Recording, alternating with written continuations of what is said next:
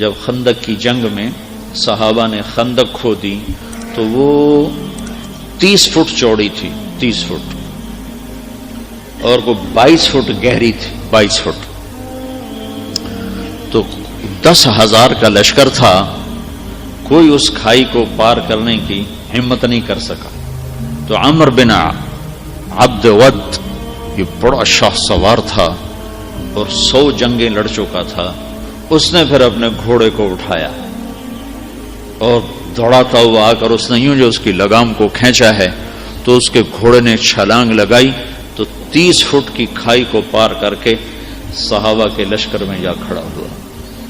کہنے لگا حل میں مبارز ہے، کسی کو مرنے کا شوق تو آ جاؤ. تو سارے دم بخود ہو کے چپ کر گئے سب. تو حضرت علی کی عمر تھی 21 سال. وہ کھڑے ہو گئے، یا رسول اللہ میں جاتا ہوں. ہم کہ بیٹھو، یہ عمر ہے، عمر. اس نے پھر کہا ہے کسی کو جنت میں جانے کا شوق جس جنت کے دعوے کرتے ہو؟ تو کوئی نہیں کھڑا ہوا. حضرت علی کھڑے ہو، یا رسول اللہ میں جاتا ہوں. ہم نے کہا بیٹھو، یہ عمر ہے، عمر.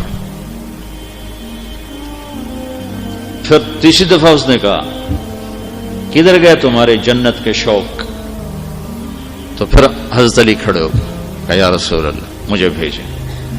کہا یہ عمر ہے. کہا عمر ہے تو کیا ہے، مجھے بھیجیں تو صحیح. تو اچھا کہا جاؤ. پھر ان کے لیے دعا کی. تو یہ بچے سے وہ 100 جنگیں لڑا ہوا.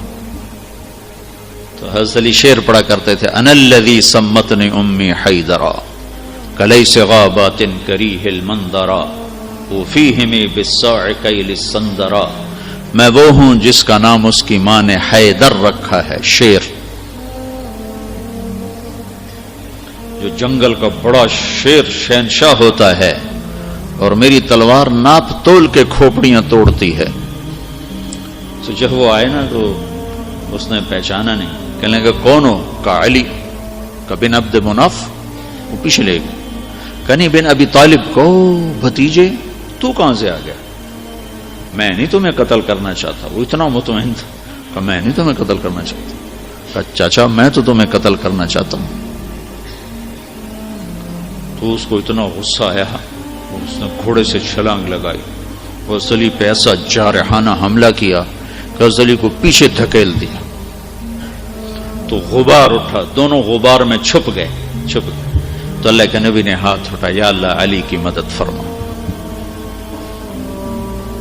تو اس نے تھوڑی دیر کے بعد اس نے جو وار کیا جو سر پہ لگا حضرت علی کے ترچھا، اور کندھے پہ آ کے لگا، کندھا زخمی ہو گیا. تو اتنے میں حضرت اللہ کے نبی کی دعا ہوئی، یا اللہ علی کی مدد فرما. تو حضرت علی نے بڑھ کے وار کیا، اس نے ڈھال پہ روکا، وہ ڈھال کٹ گئی، سیدھا اس کی کھوپڑی پہ لگا اور 2 ٹکڑے ہو کو نیچے گر گیا. حسن اور حسین بیمار ہو گئے. تو اللہ کے نبی خبر لینے آئے تو دونوں بچے بیمار تھے. تو آپ نے کہا حضرت فاطمہ سے روزے کی منت مان لو کہ اللہ تعالیٰ بچوں کو شفا دے تو ہم روزے رکھیں گے. تو دونوں میاں بیوی نے 3 روزوں کی منت مان لی کہ اللہ ہمارے بچوں کو شفا دے، ہم روزہ رکھیں گے. تو اللہ نے ان کو ٹھیک کر دیا. تو دونوں میاں بیوی نے روزہ رکھا اور افطاری کا سامان گھر میں نہیں تھا. تو ایک یہودی تھا شمعون، حضرت علی اس کے پاس گئے، کہا کوئی مزدوری ہے؟ کوئی مزدوری ہے؟ کہاں ہے؟ یہ اون ہے، یہ صاف کر دو تو تمہیں جو دوں گا، کچھ جو دوں گا. تو وہ اون لے کر گھر میں آئے، حضرت فاطمہ کو دی کہ صاف کر دو. انہوں نے اس کو دوپہر تک صاف کیا، وہ واپس لے گئے. تو اس نے تھوڑے سے جو دے دے. تو انہوں نے پیس کے آٹا بنایا، کھانا بنایا، روٹی بنائی، سالن تو تھا نہیں. دونوں میاں بیوی افطاری کے لیے بیٹھے ہیں کہ دروازے پہ آواز آئی، مسکین ہوں اللہ کے نام پہ کچھ دو. تو دونوں نے ایک دوسرے کو دیکھا تو آدھی روٹی دے دیتے یا ایک روٹی دے دیتے، ایک خود آدھی آدھی کھا لیتے. دونوں روٹیاں اٹھا کے اس کو دے دی. اور پانی پہ افطار کر لو۔ رات کو بھی کھانے کو کچھ نہیں تھا تو پانی پہ کھجور پہ روزہ رکھا۔ اگلے دن پھر حضرت علی شمعون یہودی کے پاس گئے اور اس سے اون لے کر آئے۔ حضرت فاطمہ نے اس کو سارا دن صاف کیا، عصر سے پہلے مزدوری ملی، اس کو پیس کر آٹا بنا کر روٹی بنا کر میاں بیوی کھانے پر بیٹھے تو دروازے پہ آواز لگی، یتیم ہوں اللہ کے نام پہ کچھ دو۔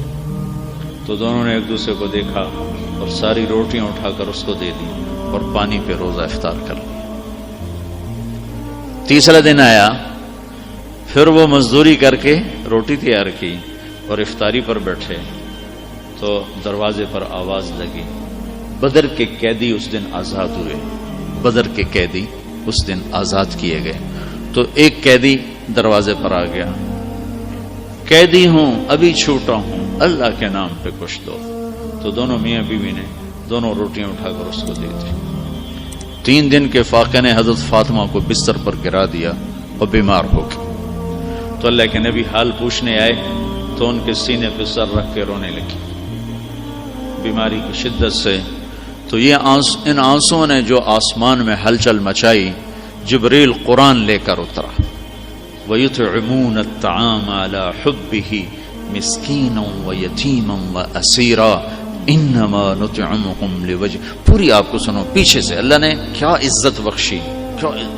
پیٹ بھرنا تو جانور کا بھی کام ہے، پیٹ ہی بھرنا رہ جائے تو جانور انسان میں کیا فرق ہے۔ ان الابرار یشربون من کاس کان مزاجها کافورا عینا یشرب بها عباد اللہ یفجرونها تفجیرا۔ یہ میرے بندے ایک دن آنے والا ہے وہ پیئیں گے جس کا انہیں تصور بھی نہیں، کافوری شراب پیئیں گے۔ پھر اب ان کی تعریف، یوفون بالنذر، اپنی نظر کو پورا کرتے، وہ منت کا لفظ، اپنی نظر منت کو پورا کرتے ہیں۔ یوفون بالنذر ویخافون یوما کان شرہ مستطیرا، اور آخرت کے دن سے ڈرتے ہیں۔ اب ان کی یہ صفت ہے، ویطعمون الطعام علی حبہ مسکینا ویتیما واسیرا، یہ خود بھوکے ہوتے ہیں، علی حبہ، خود بھوکے ہوتے ہیں اور کھلاتے ہیں مسکینوں کو، یتیموں کو اور قیدیوں کو۔ اور پھر ان کی اخلاص کی اللہ نے گواہی دی، انما نطعمهم لوجه اللہ لا نريد منکم جزاء ولا شکورا۔ اللہ ان کے اخلاص کا گواہ بن رہا ہے کہ یہ کہہ رہے ہیں کہ ہم صرف اللہ کو راضی کرنے کے لیے کھلا رہے ہیں، ہم کوئی آہ واہ نہیں چاہتے۔ انا نخاف من ربنا یوما عبوسا قمطریرا، ہمیں اس دن سے ڈر لگتا ہے جو دن بڑا خوفناک ہیبتناک ہے۔ پھر اللہ نے آگے بشارت دی، فوقاهم اللہ شر ذلك اليوم ولقاهم نضرة وسرورا وجزاهم بما صبروا جنة وحريرا متكئين فيها على الارائك لا يرون فيها شمسا ولا زمهريرا ودانية عليهم ظلالها وذللت قطوفها تذلیلا۔ آگے تک یہ قرآن اترا کہ اللہ تعالیٰ کہ جبریل آگے پیغام لے کر کہ علی و فاطمہ کا یہ عمل ایسا پسند آیا ہے، پھر عرشوں پر بھی دھوم مچ گئی ہے۔ اور یہ سورہ طہر کی آیات کو اتارا گیا کہ میرا رب ان کے اس عمل پر ایسا خوش ہوا ہے کہ خود کھانا خود جمع کرنا کون سی بڑی بات ہے۔